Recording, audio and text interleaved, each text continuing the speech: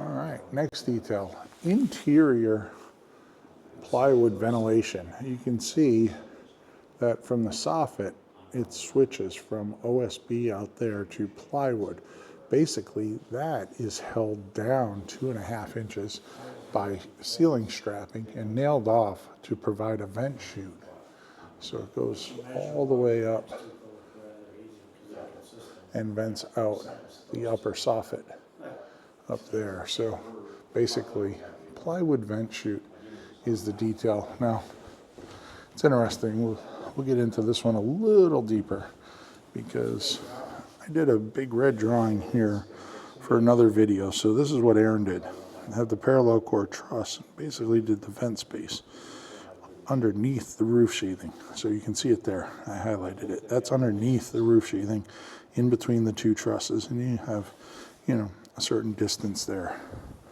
A detail that I've done similar, parallel core trusses, but we put a 2x4 on top of the sheathing, did a second layer of sheathing, and then that provides our airspace. So now you can see there's the roof sheathing. Our vent space is on top in between 2x4s.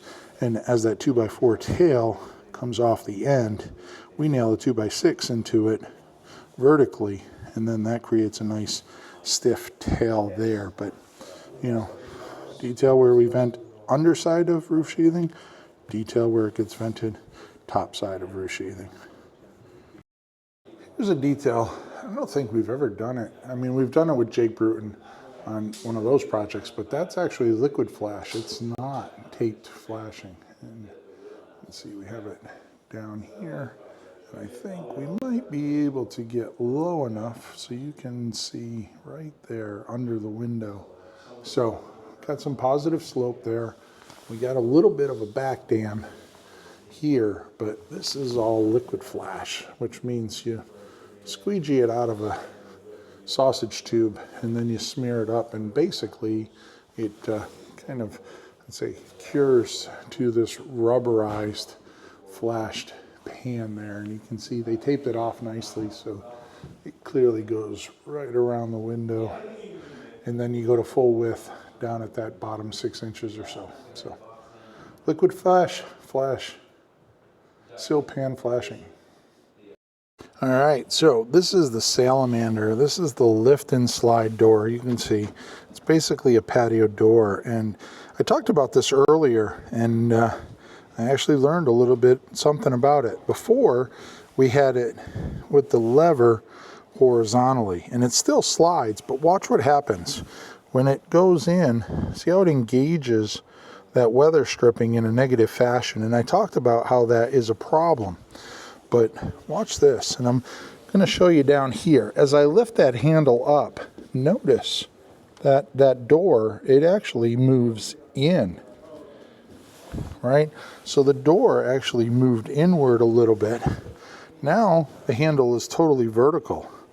So we all learned a little something on this trip. Notice it doesn't engage that weather stripping in a negative fashion. Now watch when I lower the handle and engage the door actually pushes out against that weather stripping and engages it. So now we have a nice tight seal there, and then again we'll do it in reverse where we'll disengage the door, and notice it actually pulls off that weather stripping and it goes to the inside. So yeah, lift and slide door by Salamander. All right, first detail here is LVL framing. Yeah, this is a tall wall. Starts out about 10 foot. It's a 5 and 12, so it probably goes up another 5-6 feet there. So 16 footers.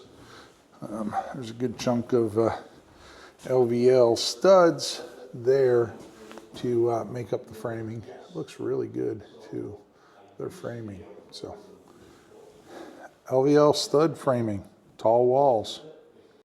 How about floor trusses with metal web connectors? I mean, down in the U.S., we're up here in Canada, so I've seen pictures of these. I've never used them, but we've always had like Triforce wood members, or we have 2x4 members with metal connectors, but never metal webs. So they actually provide some decent spacing because they can be relatively thin. The cross section is probably about an inch on those web members, so it actually works in your favor to switch to metal there. All right, here is a quick shot of the Nudura ICF panel.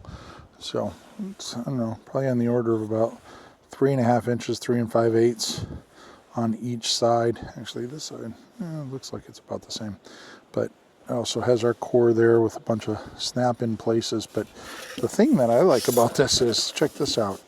You can call it flat packing, so it can get shipped flat, and then you basically unfold it, and in unfolding it, bear with me for a second there, basically in unfolding it, it comes out. Those little panels are all hinged there, and the other thing is the top and the bottom are exactly the same, so there is no top or bottom. They both interlock. So Nudura ICF, insulated concrete forms. All right, Nudura ICF blocks. You can see them here. This is a really good shot. There's the name, Nudura. You can see one's upside down.